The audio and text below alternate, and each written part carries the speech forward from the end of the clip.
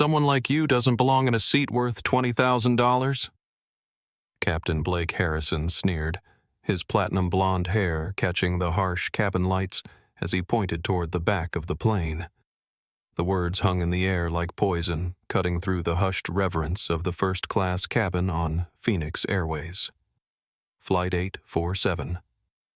Dr. Zara Williams looked up from her laptop, exhaustion evident in her dark eyes after 72 hours of negotiations that had just changed the aviation industry forever.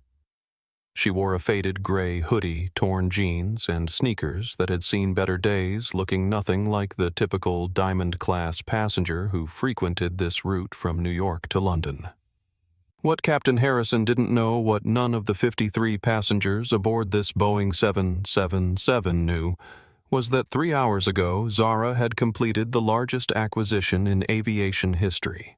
The documents were still warm from the signing, tucked away in her battered leather backpack, alongside energy bar wrappers and a well-worn copy of her father's favorite book about entrepreneurship. Phoenix Airways was now hers, every bolt, every seat, every drop of fuel in the tanks below her feet. But the press release wouldn't hit the news wires until Monday morning when the markets opened. For now, she was just another passenger in seat 1. The chairman's suite that technically belonged to her, being told she didn't deserve to breathe the same air as the real elites. Zara's journey to this moment had begun in a cramped apartment in Detroit, where she'd built LearnSphere from nothing more than a dream and a second-hand computer. The AI-powered education platform now served 47 million students worldwide, revolutionizing how children with learning differences accessed quality education and had made her one of the youngest billionaires in tech history. Her father, Robert Williams, had been an aircraft mechanic for 30 years, before arthritis forced him into retirement, and he'd taught her 2 fundamental lessons that guided every decision she made. First, judge people by the content of their character, not the color of their skin or the clothes on their back. And second, when someone shows you who they really are, believe them the first time. Captain Harrison was showing her exactly who he was, and she was taking mental notes that would cost him everything he'd worked for over the past 25 years. Emma Collins, a 28-year-old flight attendant with perfectly styled blonde hair and a customer service smile that never quite reached her eyes, had been watching Zara with growing suspicion since boarding began. Emma had worked first class for Phoenix Airways for 6 years, and she prided herself on knowing immediately which passengers belonged in the premium cabin and which ones had somehow slipped through the cracks of the reservation system. In the seat directly across from Zara, 8-year-old Tommy Rodriguez clutched a worn mathematics workbook, traveling alone to visit his grandmother in London while his mother worked double shifts at the hospital back home. Tommy had been watching the interaction between the adults with the wide-eyed clarity that only children possess, sensing something was fundamentally wrong with how the flight attendant and captain were treating the nice lady who had smiled at him during boarding. Professor Janet Wright, a 65-year-old education researcher from Columbia University, occupied seat 2A and had been observing the developing situation with the trained eye of someone who had spent 4 decades studying patterns of discrimination in institutional settings. She recognized the subtle signs immediately, the way Emma's voice took on that particular tone of false concern, the way Captain Harrison's jaw tightened when he looked at Zara, the way other passengers averted their eyes rather than acknowledge what was happening right in front of them. The stage was set for a confrontation that would expose the deep-rooted prejudices that still infected the airline industry, but it would also reveal the incredible power that sometimes hides behind the most unassuming exteriors. Emma approached Zara's seat with that practiced smile, her voice dripping with condescension disguised as helpfulness, completely unaware that she was about to participate in her own professional destruction. Emma's heels clicked against the polished cabin floor as she made her way to seat 1A, her smile brightening with each step, though anyone paying close attention would notice it never touched her eyes. She had perfected this particular approach over years of dealing with passengers she deemed inappropriate for first class, a delicate dance of passive aggression wrapped in customer service training. "Excuse me, Miss Emma," said her voice pitched at that special frequency that sounded helpful to supervisors but felt patronizing to its target. "I just wanted to double-check your boarding pass, if you don't mind, because our system has been acting up lately, and sometimes people end up in the wrong seats through no fault of their own." Tommy Rodriguez looked up from his math problems, his 8-year-old brain immediately recognizing that something wasn't right about the way the flight attendant was talking to the nice lady, though he couldn't quite put his finger on what bothered him about it. His teacher at school, Mrs. Martinez, always said that when grown-ups used that particular tone, it usually meant they were being mean while trying to sound nice. "Why is she being mean?" Tommy whispered to himself, though loud enough for Zara to hear his innocent question cutting through the veneer of politeness and exposing the uncomfortable truth that everyone in the surrounding seats was trying to ignore. Captain Harrison had emerged from the cockpit for his customary pre-flight walk through the premium cabin, a ritual he'd performed thousands of times over his 25-year career, greeting the high-value passengers who kept Phoenix Airways profitable. He was a man who commanded respect through his uniform, his 4 gold stripes, and his reputation as one of the most skilled pilots in commercial aviation. But his skills in the cockpit had never translated into wisdom about human nature.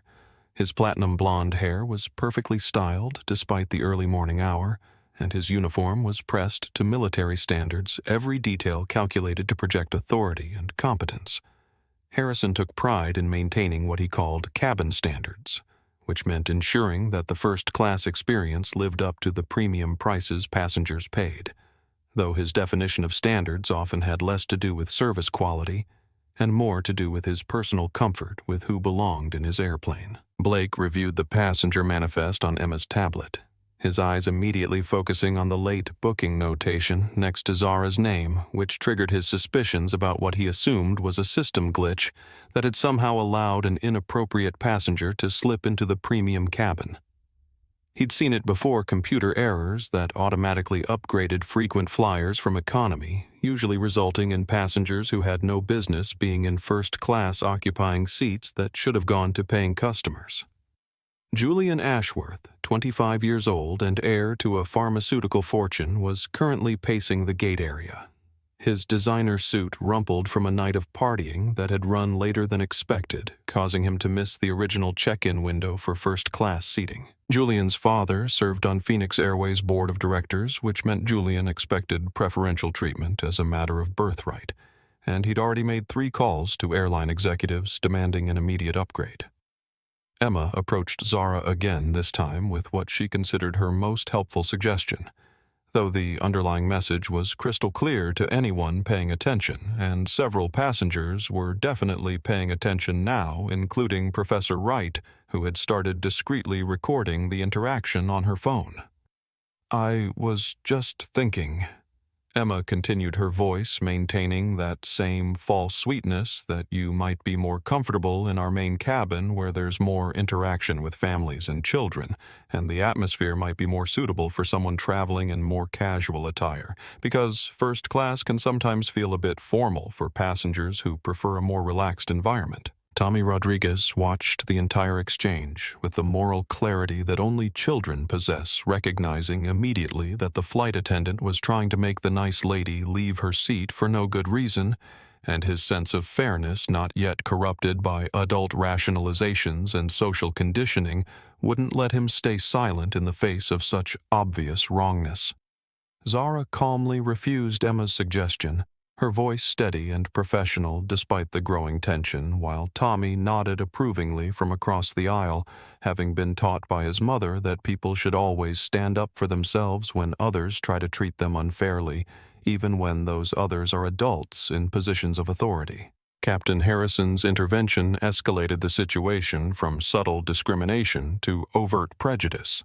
His demand for additional document verification despite Zara's valid boarding pass crossing the line from customer service into harassment, while Professor Wright continued documenting everything, recognizing this as a textbook case of the institutional bias she'd been studying for decades. Michael Park, a 40-something business consultant in Seat 1C, began discreetly filming the confrontation on his phone, his instincts as a frequent traveler telling him that this situation was about to spiral out of control in a way that would make national news, especially given the viral potential of discrimination caught on camera in today's social media landscape. The tension in the cabin reached a tipping point when Captain Harrison's prejudice finally found its voice. His statement that people like you don't understand. First-class expectations serving as the kind of explicit bias that would later be quoted in news articles and legal documents, sealing his professional fate with 7 words that revealed the true content of his character. Captain Harrison's hand moved to his radio with the practiced authority of someone who had never been challenged in his own domain, his voice carrying the weight of 25 years of unquestioned command as he called airport security, with a report that would soon be dissected by lawyers, journalists, and human resources professionals across the aviation industry. Security to Gate 23. We have a disruptive passenger situation in first class that requires immediate assistance. Harrison spoke into his radio, his words carefully chosen to create a paper trail that would justify what he was about to do, though he had no idea that everything he said was being recorded by multiple passengers who recognized injustice when they saw it unfolding in real time. Tommy Rodriguez stood up from his seat despite the disapproving looks from nearby adults, his 8-year-old sense of justice overriding any concern about breaking airplane rules or disturbing the grown-ups who seemed perfectly willing to watch someone be treated unfairly without saying a word to help her. "That's not fair," Tommy called out, his young voice carrying across the first-class cabin with the kind of moral authority that cuts through adult rationalizations and exposes the simple truth that everyone was trying to avoid. She was just sitting there. She wasn't doing anything wrong. Why are you being so mean to her?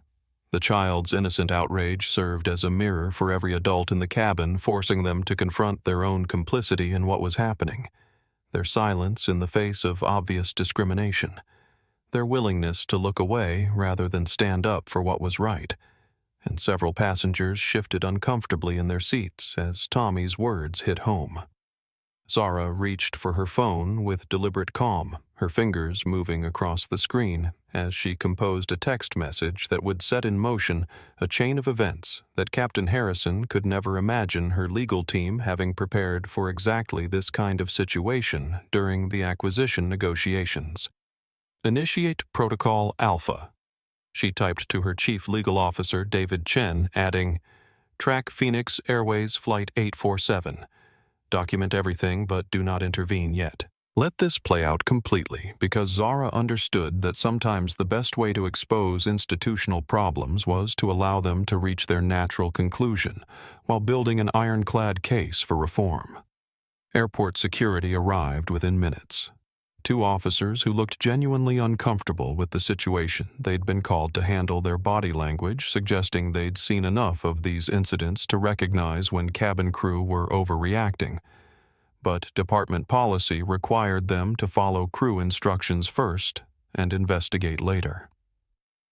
Captain Harrison performed for his first-class audience, his voice projecting the kind of authority that had made him a legend in his own mind, completely unaware that his performance was being broadcast live on social media by Professor Wright, who had switched from recording to streaming as she recognized the historical significance of what was happening. "Ladies and gentlemen," Harrison announced, his chest puffed out with the kind of pride that comes before a spectacular fall. "Phoenix Airways maintains the highest standards of service and safety, which means we cannot allow disruptions to compromise the premium experience our valued customers expect and deserve." Zara made the calculated decision to accept escort to economy class, recognizing that her temporary humiliation would serve a greater purpose in the long run, her strategic mind already planning the complete dismantling of the culture that had created Captain Harrison and enabled his behavior for more than 2 decades.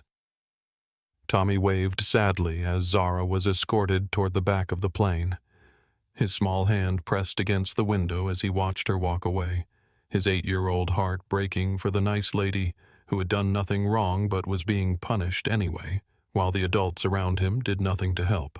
Julian Ashworth boarded the aircraft with the swagger of someone who had never been denied anything in his 25 years of privilege, immediately taking possession of Zara's vacated seat, while making loud comments about finally getting the kind of service my family expects, and demanding champagne before the plane had even pushed back from the gate. The passengers in economy class witnessed Zara's walk of shame with a mixture of sympathy and outrage, many of them recognizing the injustice of what had happened, but feeling powerless to do anything about it. While Harold Patterson, a 72-year-old widower traveling to visit his son in London, made room for her in the middle seat he'd been hoping to keep empty. Captain Harrison returned to the cockpit with the satisfaction of someone who believed he'd handled a difficult situation perfectly, completely unaware that he had just planted the seeds of his own destruction and triggered a series of events that would transform the airline industry's approach to discrimination and customer service forever. The cramped economy seat felt like a throne of patience to Zara Williams as she opened her laptop and connected to the airplane's Wi-Fi, her fingers dancing across the keyboard with the fluid precision of someone who had built a technology empire from nothing more than determination and code. The $25 internet fee was a small irony that would be corrected soon enough, along with many other policies that prioritized profit over basic human dignity. She logged into Phoenix Airways' internal systems using the administrative access codes that had been transferred to her during the acquisition closing just hours earlier, her security clearance now higher than Captain Harrison's, though he remained blissfully unaware that the woman he'd humiliated in first class could access every aspect of his employment record with a few keystrokes. Blake Harrison's personnel file painted the picture of a man who had built his career on technical competence while leaving a trail of interpersonal destruction in his wake. 25 years of flying experience marred by 6 formal complaints about his treatment of crew members and passengers, each one carefully buried by union representatives who prioritized protecting their membership over addressing legitimate concerns about discrimination and abuse of authority. The complaints followed a disturbing pattern that corporate human resources had chosen to ignore: incidents involving female crew members, minority passengers, and anyone else Harrison perceived as challenging his authority or failing to show him the deference he believed his position deserved, with victims too often choosing silence over the career damage that might result from speaking truth to power. Julian Ashworth had wasted no time making himself comfortable in Zara's former seat, his entitled behavior escalating with each glass of champagne as he treated the first-class cabin like his personal kingdom, and Emma Collins like his servant, his loud voice carrying across the cabin as he bragged about his family connections and made increasingly inappropriate comments to the flight attendants. Tommy Rodriguez had been quietly relocated to economy class by a nervous gate agent who worried about an unaccompanied minor sitting alone in first class without proper supervision, and he found himself in the seat directly behind Zara, his 8-year-old presence serving as an unexpected source of comfort and moral clarity in the midst of adult prejudice and institutional dysfunction. "Are you sad?" Tommy asked with the directness that only children possess, his small face appearing between the seats as he looked at Zara with genuine concern. "My mom says that bullies make people sad, but she also says that sad feelings don't last forever if you have good people around you who care about what happens to you." Harold Patterson, the elderly widower who had offered to share his sandwich during Zara's walk to economy, began telling stories about discrimination he'd witnessed during the civil rights era, his weathered hands gesturing as he described protests and lunch counter sit-ins, his voice carrying the weight of lived experience as he told Zara that some things never changed, but good people like her gave him hope for the future. Professor Wright had followed Zara to economy class, claiming she needed to stretch her legs, but actually wanting to continue documenting the situation and offering her support as both a witness and an ally, her academic mind recognizing this incident as a perfect case study for her ongoing research into institutional bias and the ways that prejudice operated in corporate environments. Zara's documentation process was methodical and thorough, her business mind cataloging every policy violation, Every breach of customer service standards, every moment when crew members chose to enable discrimination rather than stand up for what was right, building a comprehensive record that would serve as the foundation for the complete cultural transformation she was already planning.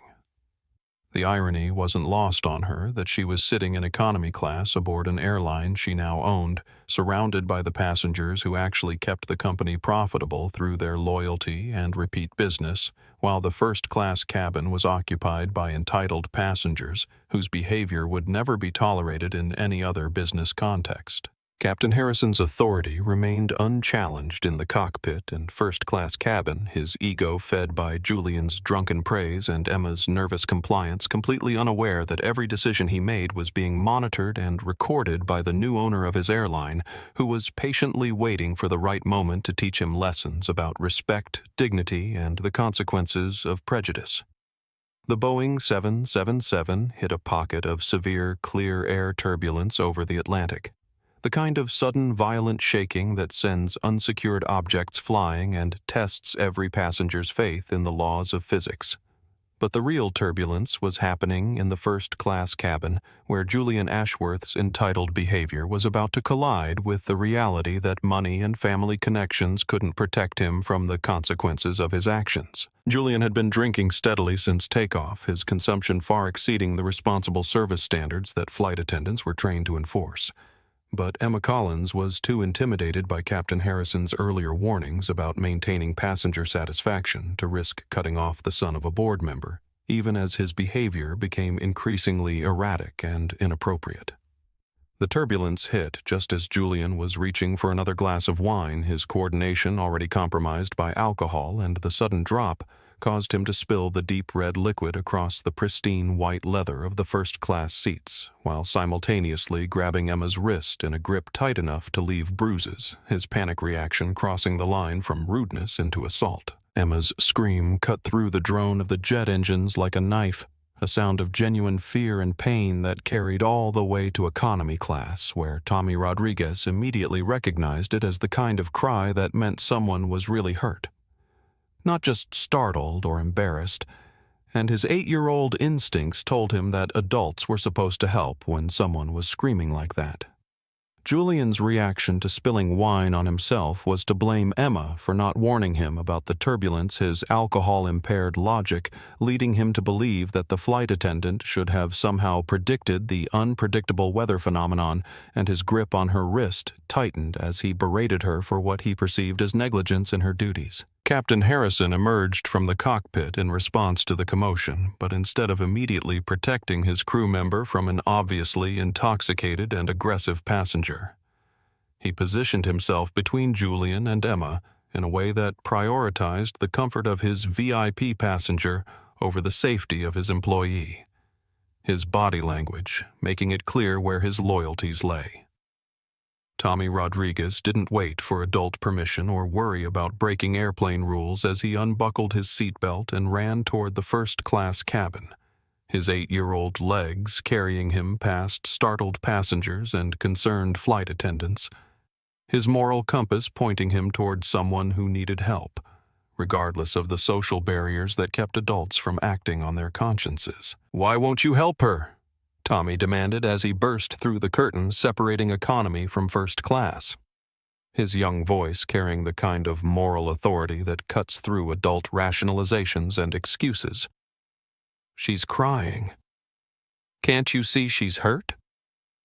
Why are you just standing there when she needs help?" The child's pure moral clarity served as a mirror for every adult in the cabin, exposing the ugly reality that they were all witnessing an assault and choosing to do nothing about it, their silence and inaction making them complicit in Julian's behavior and Captain Harrison's failure to protect his own crew member from obvious harm. Zara Williams rose from her economy seat with the fluid grace of someone who had trained in martial arts to manage the stress of building a billion-dollar company, her movement drawing the attention of passengers throughout the cabin as she made her way forward with the calm determination of someone who had finally seen enough to justify direct intervention. Professor Wright immediately began live streaming the confrontation on her social media accounts. her academic background giving her the presence of mind to document what she recognized as a pivotal moment in the ongoing struggle for dignity and justice in corporate America, her narration providing context for the thousands of viewers who began watching in real time. Michael Park's phone captured every detail as Zara positioned herself between Julian and Emma, her Krav Maga training evident in her stance and her calm demeanor, while Julian's alcohol-impaired brain processed the reality that the woman from economy class was somehow challenging his authority in first class, his entitled worldview unable to comprehend such a direct threat to his perceived superiority. Captain Harrison lost complete control of the situation as he realized that his carefully maintained hierarchy was collapsing around him, his voice rising to levels that violated every principle of professional aviation communication as he threatened to divert the plane to the nearest airport, his ego unable to accept that his authority was being questioned by people he considered beneath his notice. The moment of truth arrived like lightning splitting the darkness as Zara Williams reached into her hoodie pocket, her movements deliberate and calm despite Captain Harrison's increasingly hysterical demands that she get on her knees and submit to what he believed was his absolute authority at 37,000 feet above the Atlantic Ocean. "Drop whatever you're reaching for."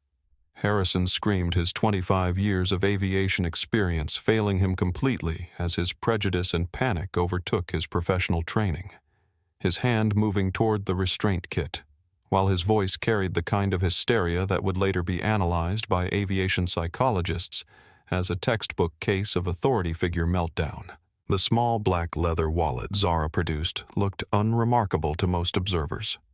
Just another piece of everyday carry gear that any business traveler might possess, but the titanium card inside bore the Phoenix Airways logo embossed in gold alongside holographic security features that marked it as one of only 3 ownership identification cards in existence. "I'm not dropping anything," Captain Harrison Zara said, her voice carrying the quiet authority of someone who had just decided to end a charade that had gone on far too long. "My name is Dr. Zara Williams. I am the CEO of Rose Capital Management, and exactly 72 hours ago I completed the acquisition of Phoenix Airways." The silence that followed her words was so complete that the only sounds in the cabin were the steady drone of the jet engines and the faint whistle of wind over the fuselage. Every passenger and crew member processing the impossibility of what they had just heard, their brains struggling to reconcile the woman in the torn jeans and faded hoodie with the revelation that she owned the aircraft they were flying in. Captain Harrison's face went through a series of color changes that would have been comical under different circumstances, his expression cycling from disbelief to denial to dawning horror as the implications of what he had done began to penetrate his consciousness, his career flashing before his eyes as he realized he had just humiliated and discriminated against the person who now controlled his professional future. Tommy Rodriguez began clapping his small hands together with the pure joy that only children express when they witness justice being served, his 8-year-old sense of fairness completely satisfied by the revelation that the nice lady who had been treated so badly was actually the most important person on the entire airplane, making her victory over the mean captain even more satisfying. "You're like a superhero in disguise," Tommy exclaimed, his words carrying across the cabin and perfectly capturing what every other passenger was thinking. The classic story of the underestimated hero revealing their true power, at the moment when evil seemed to triumph, the kind of narrative that resonated in every human heart regardless of age or background. Zara held up the legal documents that proved her ownership of Phoenix Airways, the papers bearing official seals and signatures that had been notarized just hours earlier in a Manhattan law office, while Captain Harrison's hands shook as he tried to process the reality that his prejudice had led him to attack the one person on Earth who could destroy his career with a single phone call. The titanium ownership card caught the cabin lights as Zara turned it slowly, the holographic security features clearly visible to everyone in first class, while she calmly explained the timeline of the acquisition and the reasons why the public announcement had been delayed until the following Monday, her professional demeanor contrasting sharply with Harrison's obvious panic. Julian Ashworth, his alcohol-impaired brain finally grasping that his family's political connections were worthless against someone who actually owned the airline, began a pathetic attempt at damage control that only made his situation worse, his entitled worldview crumbling as he realized that real power looked nothing like what he had been taught to expect. Emma Collins broke down crying as the full weight of months of harassment and intimidation came crashing down on her, the relief of knowing that someone with the authority to protect her had witnessed everything, mixing with the shame of her own complicity in the discrimination against Zara, her tears carrying years of accumulated frustration and fear. Harold Patterson emerged from economy class with the satisfied expression of someone who had lived long enough to recognize justice when he saw it, his 85 years of experience having taught him that the universe occasionally delivered exactly the right consequence to exactly the right person at exactly the right moment, making the wait worthwhile. Professor Wright's livestream had attracted over 50,000 viewers in real time, her academic commentary providing context for what audiences were witnessing, while her documentation ensured that this moment would be preserved as a teaching tool for future generations, studying power dynamics, institutional bias, and the importance of standing up for what was right. The London Metropolitan Police were waiting at the gate when Flight 847 touched down at Heathrow, their presence arranged through diplomatic channels that moved faster than Julian Ashworth's father could mobilize his political connections. The assault charges against the senator's son already filed and processed through international law enforcement databases. Captain Blake Harrison found himself stripped of every symbol of authority he had worn with such pride for 25 years. His 4 gold stripes cut from his uniform sleeves, while passengers and crew members watched through the windows of the jet bridge, the ritual humiliation serving as a public demonstration that actions had consequences regardless of seniority or union protection. Zara Williams signed the paperwork promoting First Officer Sarah Kim to Chief Pilot on the spot. Her decision based on Sarah's calm handling of the aircraft during the crisis and her obvious respect for both crew members and passengers' qualities that had been notably absent in the previous chain of command. Emma Collins received her promotion to cabin service director through tears of relief and gratitude, her new position coming with the authority to implement passenger advocacy programs that would ensure no crew member would ever again be pressured to enable discrimination or abuse in the name of customer service.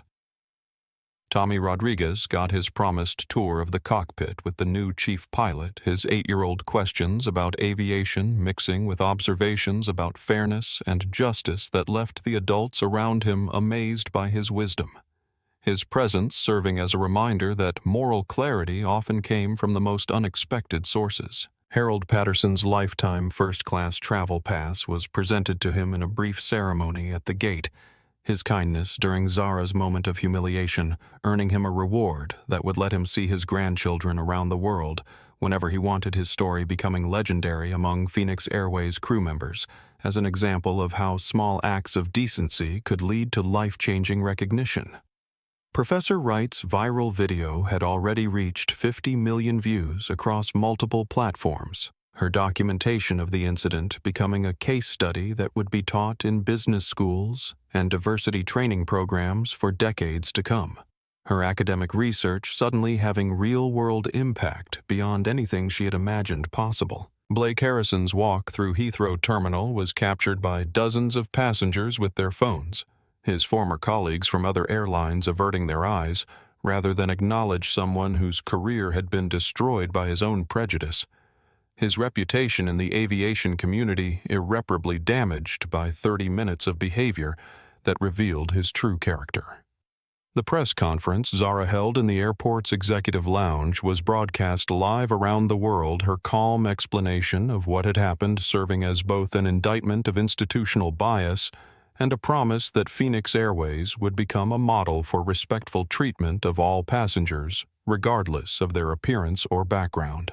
Julian Ashworth's arrest photos were released to the media within hours. His father's resignation from the Transportation Committee following shortly afterward, as the political damage from his son's behavior became impossible to contain, the family's influence crumbling in the face of video evidence that couldn't be denied or explained away. The stock market's initial reaction to the leadership change at Phoenix Airways was negative. Investors worried about instability and uncertain direction. But Zara's detailed reform plans and commitment to operational excellence quickly turned sentiment positive as analysts recognized the long-term value of building a truly inclusive corporate culture. Michael Park's behind-the-scenes footage became the foundation for a documentary about discrimination in the airline industry. His decision to keep filming during the most uncomfortable moments, providing evidence that would be used in multiple legal proceedings and policy discussions at the federal level. Blake Harrison's wrongful termination lawsuit was filed within a week of his suspension. His legal team confident that union protections and his spotless technical flying record would provide adequate defense against what they characterized as an overreaction to a minor customer service dispute. Their strategy based on the assumption that corporate executives always chose settlement over public controversy. Zara Williams' legal response came in the form of a comprehensive investigation that uncovered a pattern of discriminatory behavior, spanning more than a decade.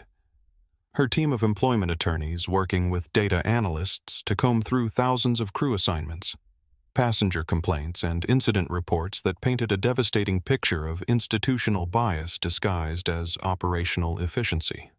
Attorney Michelle Roberts, who specialized in civil rights cases against major corporations, presented evidence that Blake Harrison had systematically requested crew members who shared his demographic profile while avoiding assignments with minority staff. His scheduling preferences revealing a clear pattern of discriminatory behavior that had been enabled by supervisors who prioritized avoiding conflict over addressing bias. The testimonies from flight attendants who had worked under Harrison's command read like a catalog of workplace harassment and intimidation stories of crew members who had been berated for showing kindness to minority passengers, criticized for failing to enforce unwritten rules about who belonged in premium cabins, and punished through poor scheduling when they refused to participate in discriminatory practices. Tommy Rodriguez's drawing arrived at Zara's office through his mother, who had seen the viral videos and wanted her son to express his gratitude to the woman who had stood up for what was right. The 8-year-old's artwork depicting an airplane with the words, "Thank you for being brave," like my hero, written in careful block letters that brought tears to the eyes of hardened corporate executives. Blake Harrison's attorney abandoned the case when video evidence from multiple passenger phones made it impossible to deny what had happened, the clear documentation of discriminatory language and behavior creating liability that extended far beyond wrongful termination into potential criminal charges for violating federal civil rights laws. Senator Ashworth's public disavowal of his son was a calculated political move designed to minimize damage to his own career. But the Transportation Committee chairman's resignation became inevitable as investigative journalists uncovered his role in blocking airline safety reforms that might have prevented incidents like the one that destroyed his family's reputation. Phoenix Airways' stock price experienced dramatic volatility as investors struggled to assess the impact of the leadership change. But Zara's detailed briefings with financial analysts and institutional investors eventually convinced the market that cultural reform would lead to improved operational performance and reduced legal liability in the long run. Blake Harrison's loss of his pilot's license was the final blow to a career that had been built on technical competence, undermined by personal prejudice. The Federal Aviation Administration's investigation concluding that his behavior constituted a threat to aviation safety that warranted permanent revocation of his flying privileges. The media narrative that emerged from the incident positioned it as a David versus Goliath story with a modern twist. The image of the hoodie-wearing billionaire taking down institutional discrimination resonating with audiences around the world who had their own experiences with prejudice and bias in corporate settings. The transformation of Phoenix Airways began with a comprehensive review of every policy and procedure that touched on passenger interaction. Zara Williams, working with diversity consultants and child psychologists to develop training programs that would fundamentally alter how crew members understood their responsibilities to treat all passengers with dignity and respect. Dr. Angela Foster, a child psychologist who specialized in moral development, designed a revolutionary training program built around Tommy Rodriguez's simple question about fairness, the curriculum requiring all employees to consider whether their actions would seem reasonable to a child who hadn't yet learned to rationalize discrimination and bias. See through a child's eyes became more than just a corporate motto for Phoenix Airways. It became the foundation of a cultural transformation that required every employee to examine their assumptions about passengers and colleagues, challenging them to recognize that true professionalism meant serving everyone with the same level of respect and attention. The salary increases for flight attendants and ground crew were funded through reductions in executive compensation and the elimination of middle management positions that had served primarily to insulate senior leadership from the realities of customer service, the restructuring sending a clear message about the company's new priorities. Blake Harrison's fall from commercial aviation to airport shuttle driver represented the complete collapse of a career built on technical skill, undermined by personal prejudice, his former colleagues at other airlines avoiding eye contact when they encountered him in employee parking lots. His reputation in the industry permanently destroyed by 30 minutes of documented discrimination. The shuttle bus route he drove connected remote employee parking to the main terminals, his passengers often including flight crews who recognized him but chose not to acknowledge someone whose behavior had become a cautionary tale throughout the aviation industry. His isolation serving as a daily reminder of the consequences of treating others as less than human. Emma Collins thrived in her new role as cabin service director, implementing passenger advocacy programs that gave crew members both the training and authority to intervene when they witnessed discrimination. Her personal experience with harassment making her uniquely qualified to recognize and address similar situations before they escalated. Harold Patterson's role as an unofficial company ambassador was formalized through a consulting arrangement that brought him to new hire orientations where his story about sharing a sandwich with a stranger who turned out to own the airline became a powerful illustration of how small acts of kindness could have profound and unexpected consequences. Professor Wright's academic research suddenly had real-world applications as business schools around the country began teaching the Phoenix Airways case as an example of how institutional bias could be identified, documented, and systematically dismantled through leadership commitment to cultural change rather than superficial diversity initiatives. The industry-wide changes that followed the incident reflected airline executives' fears that similar exposure could devastate their own companies, leading to voluntary adoption of training programs and policy reforms that might have taken decades to implement through traditional regulatory channels. The power of viral video creating change faster than legislation ever could. 6 months after the incident that changed everything, Blake Harrison was refilling the shuttle bus with fuel at a service station near Heathrow when he spotted a familiar figure at the coffee shop across the street, the sight of Dr. Zara Williams stirring emotions he had been trying to suppress since his world collapsed around him. He had lost 30 pounds since losing his pilot's license, the stress of financial ruin and social isolation taking a visible toll on his appearance. His once perfect uniform replaced by the rumpled work clothes of someone who now earned $18 an hour, driving passengers between parking lots and terminals. Zara was traveling with Tommy Rodriguez, now 9 years old, and serving as Phoenix Airways' youngest consultant after his insights about fairness had been incorporated into the company's training programs, his presence at corporate events serving as a reminder that moral clarity often came from unexpected sources. Tommy initially didn't recognize the man approaching their table, his young memory having processed the airplane incident as a complete story with clear heroes and villains. But when he realized who Blake Harrison was, his innocent directness cut through all the adult complexity surrounding forgiveness and redemption. "Are you sorry for being mean?" Tommy asked with the kind of straightforward honesty that adults spend decades learning to avoid his question, forcing Blake to confront the fundamental issue that no amount of legal maneuvering or union protection could address. Blake's breakdown came without warning, months of suppressed guilt and self-recrimination pouring out in front of the woman he had wronged and the child who had exposed his moral failure. His tears carrying the weight of a career destroyed by his own choices and a reputation that could never be fully repaired. "I destroyed everything good about myself," Blake admitted, his voice barely above a whisper as he struggled to find words for the shame that had consumed him since realizing the full extent of his prejudice and its consequences, his confession serving as the first step toward whatever redemption might still be possible. Zara's response surprised him with its lack of gloating or satisfaction. Her success in transforming Phoenix Airways having taught her that true victory came through creating positive change rather than simply punishing those who had acted badly. Her approach to justice focused on prevention rather than retribution. Tommy's suggestion that Blake might still learn to be nice carried the kind of hope that only children possess, his belief in the possibility of change, reflecting an optimism that hadn't yet been corrupted by adult cynicism about human nature and the difficulty of personal transformation.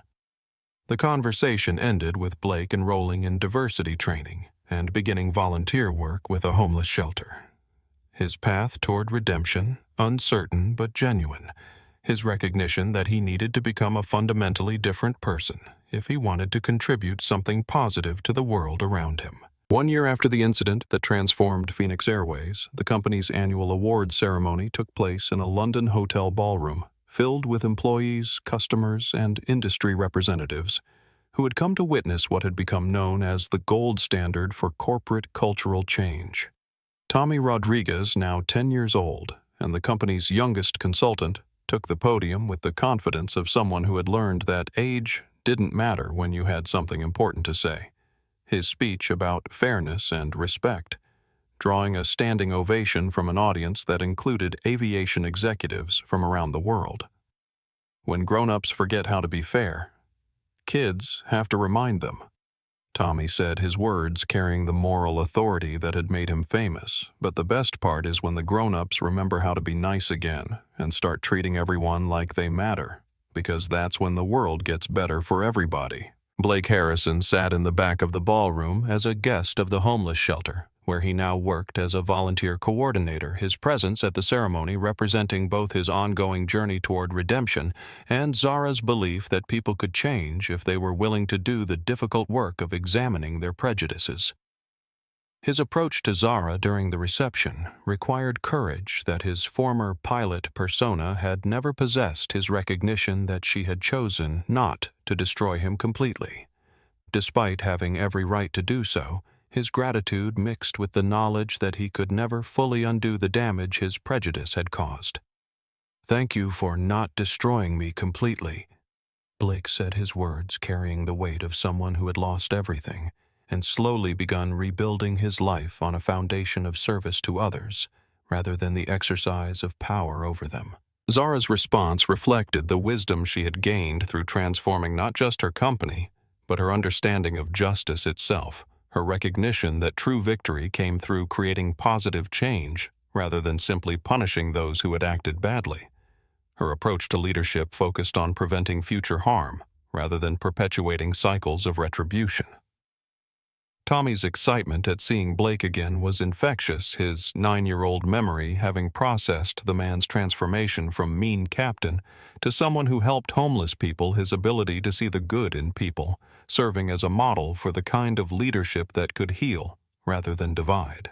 Blake knelt to Tommy's level for their conversation, his body language reflecting the humility he had learned through losing everything he thought mattered. His recognition that sometimes people needed to fall completely before they could learn how to stand up properly. his words carrying the authenticity that came from genuine remorse and changed behavior.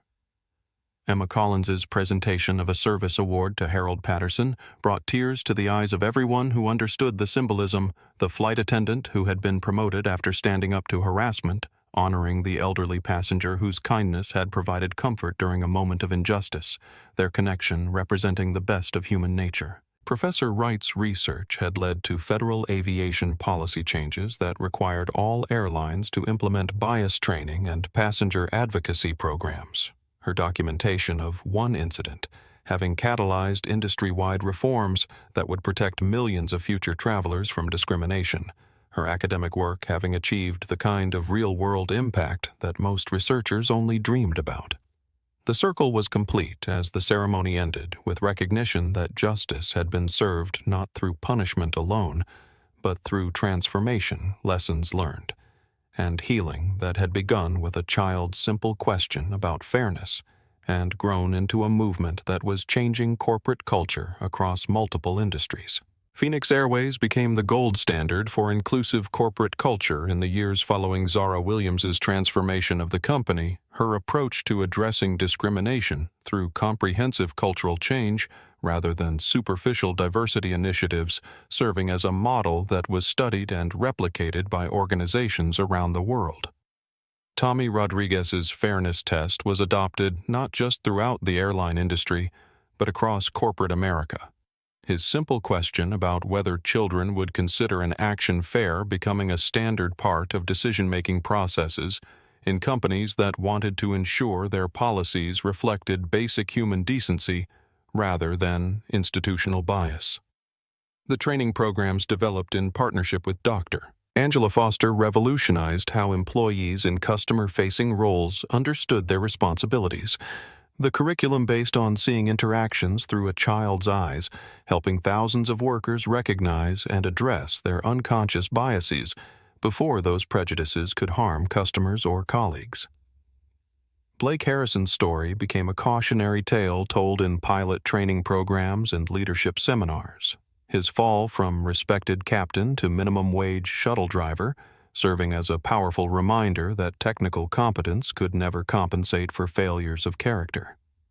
His journey toward redemption offering hope that people could change if they were willing to do the difficult work of confronting their prejudices. Emma Collins's rise from intimidated flight attendant to cabin service director demonstrated how protecting employees from harassment and discrimination actually improved customer service. Her passenger advocacy programs, preventing hundreds of incidents that might have escalated into viral social media disasters. Her success proving that doing the right thing was also good business. Harold Patterson lived to see his 89th birthday, spending his final years traveling the world on his lifetime first-class pass and telling his story to grandchildren who grew up understanding that small acts of kindness could have profound and unexpected consequences. His legacy serving as a reminder that ordinary people could make extraordinary differences in the lives of strangers. Professor Wright's documentary about the incident won multiple awards and was viewed by over 200 million people globally, her academic research having achieved the kind of cultural impact that transformed not just corporate policies, but public understanding of how discrimination operated in seemingly neutral institutional settings.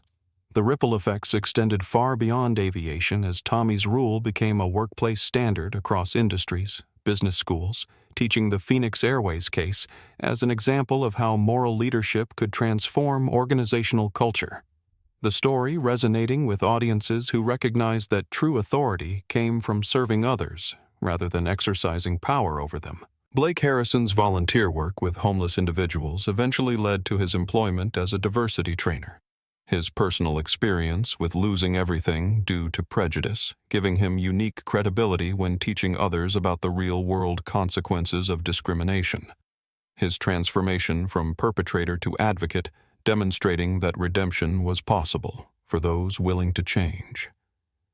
Zara Williams expanded LearnSphere's global reach to serve over 100 million students using the airplane incident as a teaching moment about bias and power in the educational content. Her platform helping children around the world develop the kind of moral reasoning that Tommy had displayed naturally, her success proving that business leaders could create positive change while building profitable enterprises. The lasting lesson of Flight 847 was that power hidden in unexpected places could challenge institutional discrimination, that moral clarity often came from children who hadn't yet learned to rationalize unfairness, and that true justice involved creating systems that prevented harm rather than simply punishing those who caused it.